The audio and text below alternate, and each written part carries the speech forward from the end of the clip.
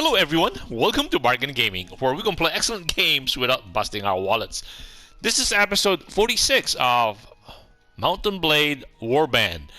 And in the last episode, I previously recorded an episode talking about the castles, villages, and merchant towns, and what kind of economic value they contribute to the game. And I was saying that the towns offer the best kind of return because they have both tariffs and rents, and based on the number of villages that are tied to them in their area or in their county.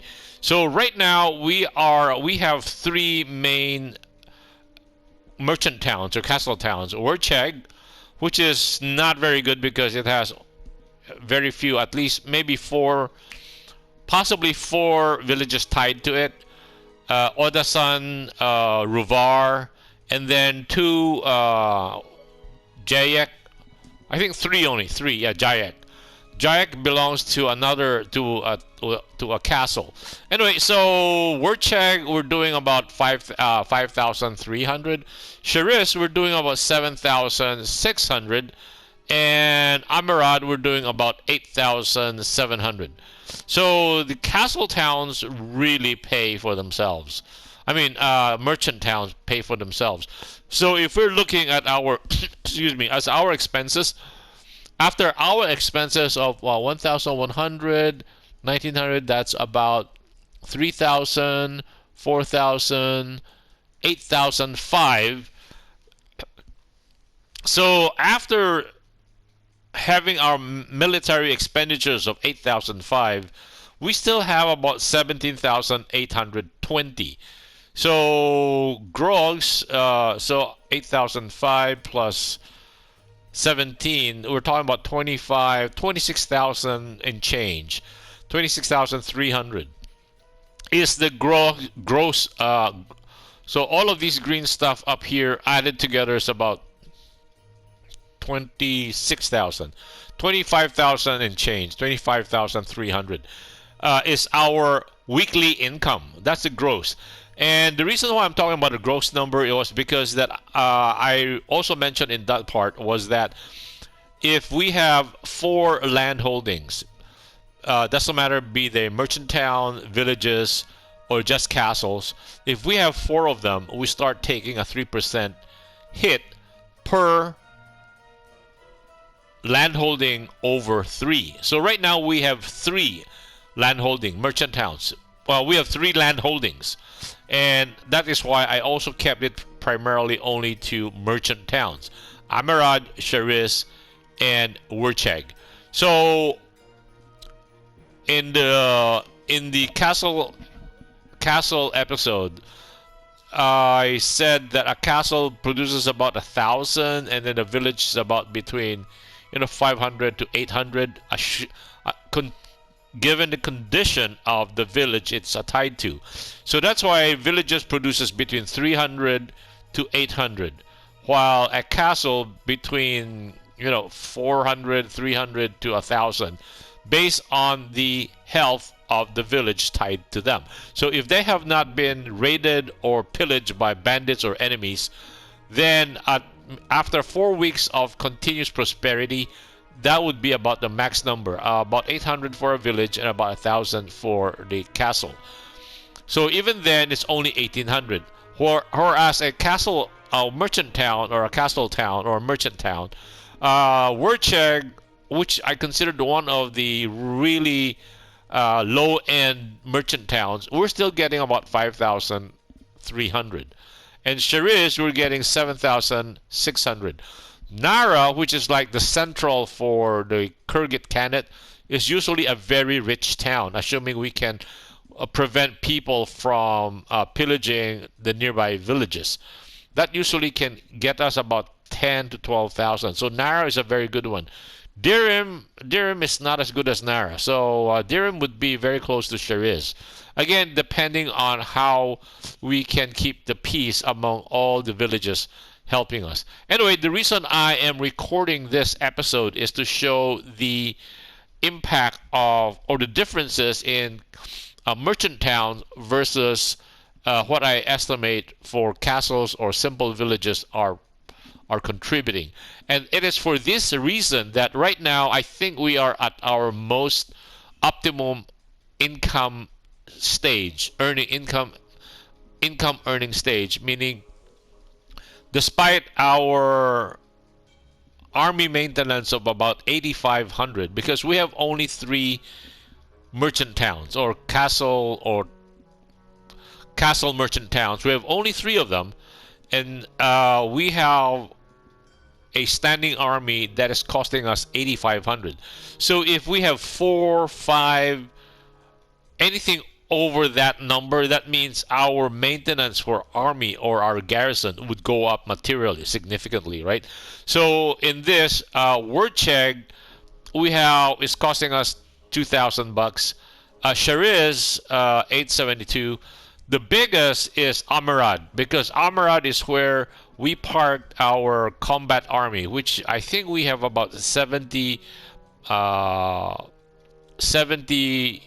Sweden Knights there and about 30 Mamelukes. And so that's why Amarad has the most expensive cost in terms of garrison. It might not have them. It also has the most people. I think we have over 500 people garrisoned in Amarad. Wurcheg about just over 400. Shariz, I think it's also about 400. So right now we're going through the whole process. Again, we're maximizing. Well, this series is primarily about economics, so that's why I think right now we are at peace with all the other factions.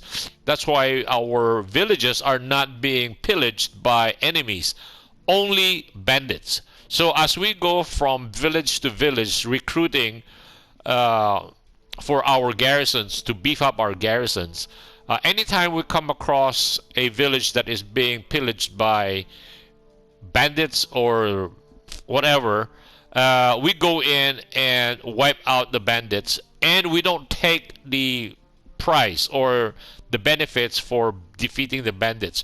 The reason is that if we do that, the village our reputation with the village goes up. So in the future, when we come around and recruit from them, the higher our reputation with that village means that we have a higher chance of recruiting from that village.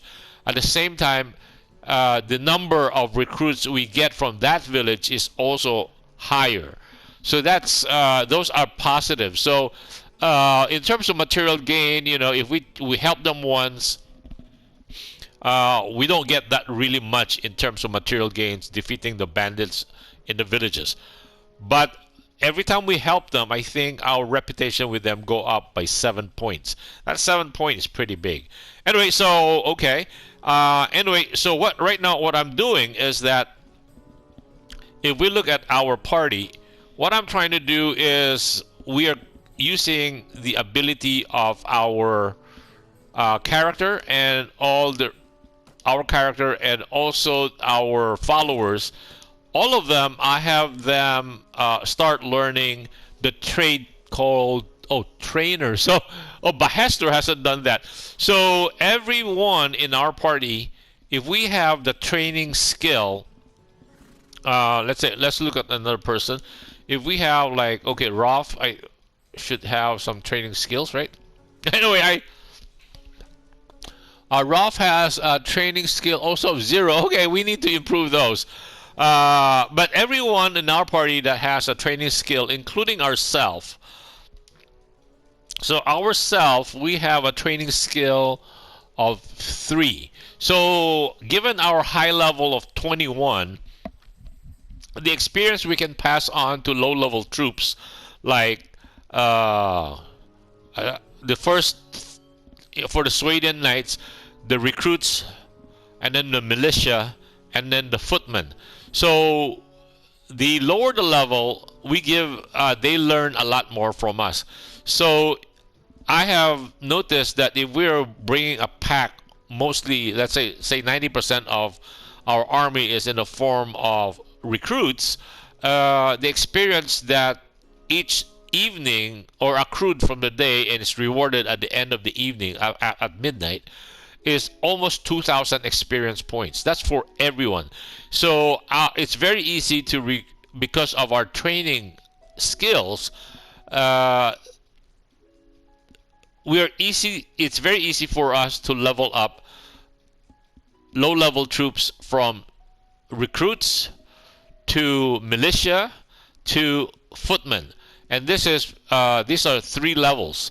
That's 3 levels. So that's pretty fast, right? Because for the Swedish army, Swedish faction, recruits, militia, footmen, and then the next level up is already a man-at-arms. And men-at-arms are almost are considered is like a tier 1 or almost like an A, in the rankings of S, A, B, C, D, E.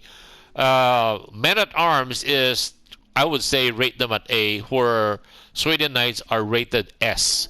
So, and the rating A of men-at-arms for the Sweden is almost equivalent to the Vagar Knights, because the Vagar Knights are more. Vagar's faction is better known for their archery, and since we don't use archery here, their knights are not as strong as a Sweden Knight, but they are midpoint between our men-at-arms, a Sweden's men-at-arms, and a Sweden Knight. So they're midpoint between. I would say they're about A plus. While man-at-arms is already A. So that's pretty tough. So that means if we are using training skills to level up low-level troops from recruits to militia to footmen, we don't have to do a lot, because pretty soon from footmen they become men-at-arms, and they're already very, very strong combat units. And that is the major major contribution or major benefit of having, or like here, that's what I talked about, is that since we're going through this, right now the village is infested with 37 bandits. The populace is indifferent to you at 0, so we've never helped them before. So let's go and attack the bandits. And in this case, no, I will have everyone move, follow me. We don't want to get into the middle. Ouch, get out of here. We want them outside in the open. Movement, follow me, right? Because when we're out, again, we are cavalry heavy. So let's draw them out here.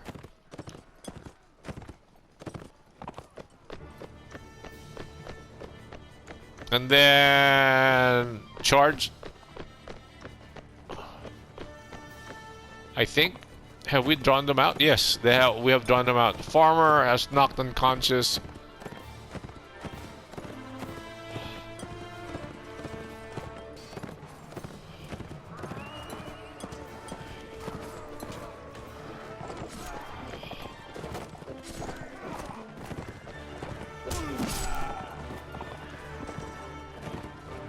See, I don't want to get stuck those, right?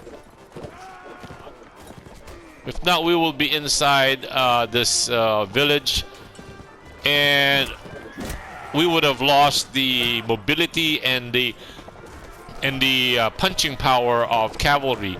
Because when we're moving, when we hit somebody while our horse is moving, there is an added damage bonus brought about by, which is a physics issue, right? A moving object carries more kinetic energy than a stationary object. So in this case, we don't have any casualties, right? So this is what happens when we help them. Only farmers get injured, and at the same time, take it as your just due. No, refuse stating that they need these items more than we do. So now the populace is acceptive of you or to you by 7 points. So the 7 points used to be at 0. So let's say buy supplies, no. Here, remember, they were just pillaged by bandits, and they're still willing to allow us to recruit from them. So that is the main advantage of helping out these villages. And it also shows that some of our troops are ready for upgrading, like Artimaner now. Let's talk to Artimaner. What's your skill? So he's at 12. We want to improve his... I think we want to improve his riding skills and his master's weapon mastery. Okay. So let's hold on to that 1 point, because once he gets to 12, he'll get another skill point. So we can put one into weapon mastery and the other one into riding. Okay. So that's done for now. Okay. And then... Oh, Roth has also gone up? Cool. Oh, he's at 13 skill points. Let's get him one more level up. He's at 14. So his power throw, no, not power, yeah, power. We don't want to improve his power throw. What we want to do is improve his power strike. And because power throw, I think at 4, I should not have invested that 1 point in. I have yet to see a thrown weapon that excuse me, that requires a power. Sorry about that. That requires a power throw of 4 points or more.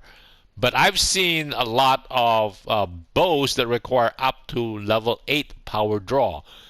So here, I would just put it into power strike. So even when we get him to 15, I think power strike is when, yeah, his hitting ability. Power strike is each point skill increases melee damage by 8%. So right now plus 32%, almost 150. So, and then in the future we will add more into, let's say, like intelligence, so that every point into intelligence gives us 2 points in skill points. And I want to increase the iron flesh. I think it adds like 3 hit points to our people, to any one of us. So if we can get, say, iron flesh up to 10, we're adding 30 hit points. That's a massive deal. Okay, so since that's something I intend to do, and all of us can level up to about 30, beyond which then it becomes almost we can still go up, but the experience needed to go up another level is extremely large. So I usually think that is like the optimum. It's like a soft cap. It's not really a hard cap, but in the sense that we cannot further go up. We can, but it takes a lot of effort. So I would call that a soft cap. So where are you? We are. Yeah, we can put you now. Oh no, he's 34. He's got 6,000 points more to go. Artimaner. So who else needs? Mamelukes, Swadian Knights, Saranid recruits. Let's move the Saranid recruits up.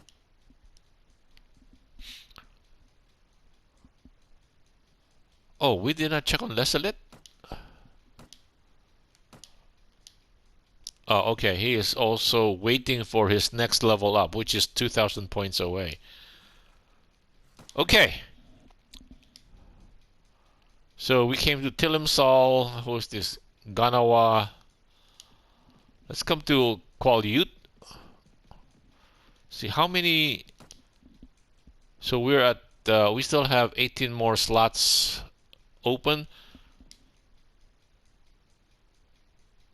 So aside from recruiting recruits for our garrison, I'm also training up. Again, we see this, right? 0 indifferent to us. Okay, attack the bandits. Everyone, movement, follow me.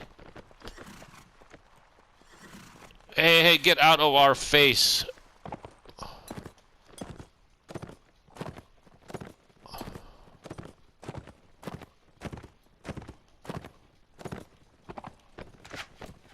Whoa, whoa, whoa. I can see them. They're right here on the outside.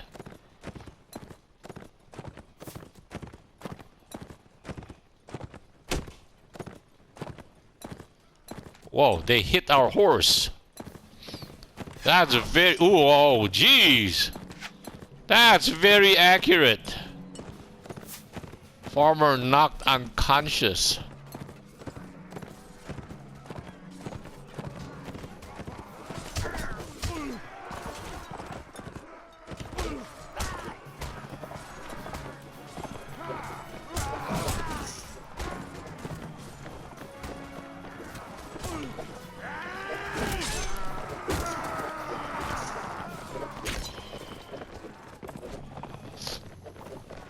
Hey.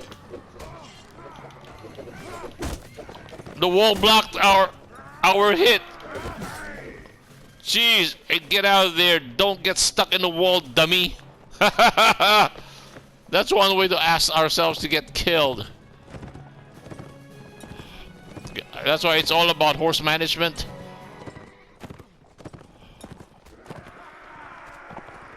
Okay, wow. We took more damage than necessary.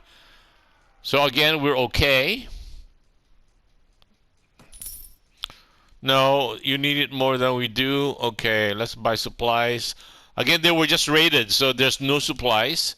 And we still get 5 to follow us. Okay, thank you. Let's leave. So we're gaining, at the same time we're recruiting, we're gaining favor with our villages. See, these are, so by helping them out like this, we are in effect improving the prosperity of these villages. So these are all villages tied to Shariz. Shibal Zumir.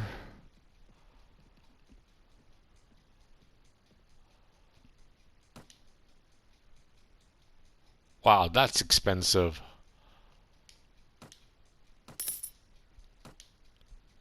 Okay, let's check how many slots are open.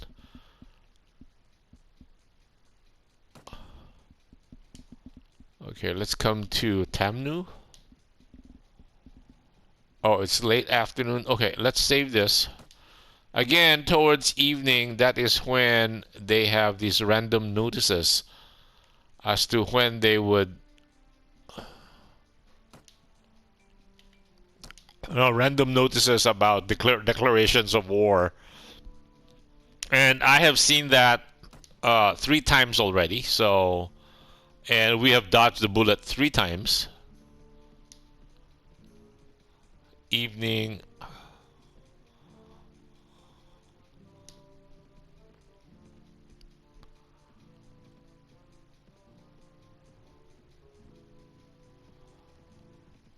Midnight. Ooh, 147.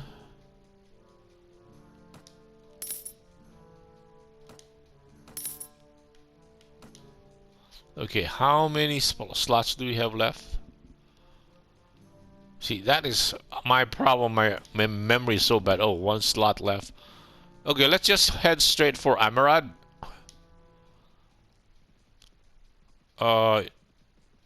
Emiran has been looted. Radun has been... Okay, and then we had... See, the training experience was 4,000. Let's check. The total experience gained through training is 4,166. And if we look at our party, no wonder. See, all of these guys will level up. Oh, these were from, I think, because we... Wait, let's not do that. Okay. From the village, right? When we help them out. And then, so we have 2 Swadian Knights. So again, as we recruit, we're also leveling up our troops. 4 to Saranid Horsemen.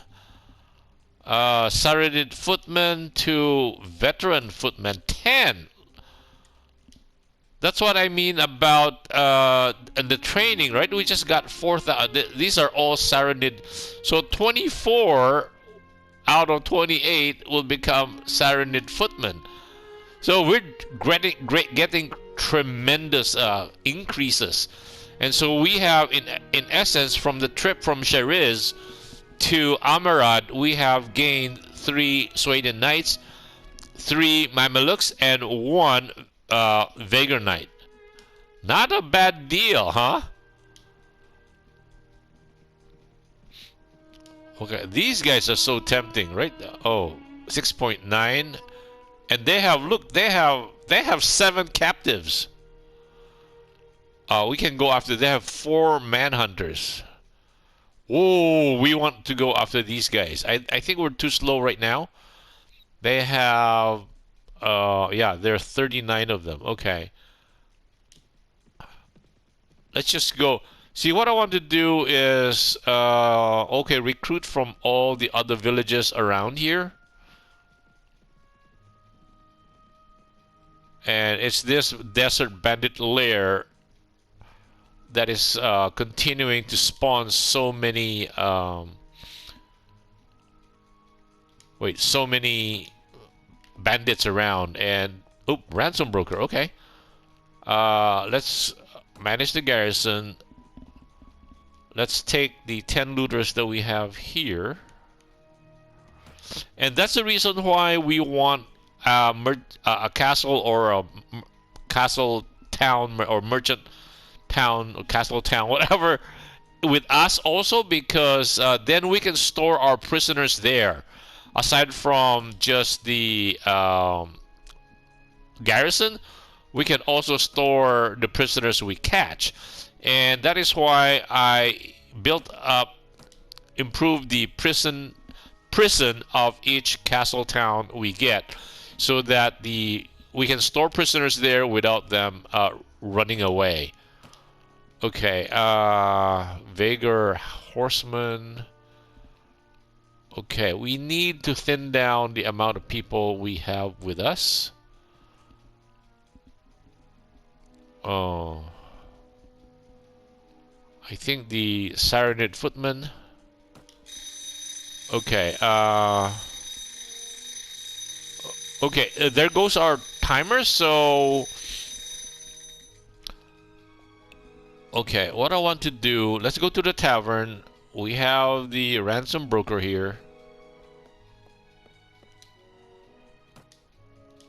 We have 10 looters. They are very cheap, right? Okay, 32 bucks. That's still 320. And we have 72 people left. So we can now go out and recruit more Saranid recruits. So beef up our town here, and in the process, hopefully, we can have some of these level up to our elite A-type troops. Okay, I guess this would be a good place to cut the episode right here. Thank you guys for joining me. I hope you'll join me in the next episode. Bye.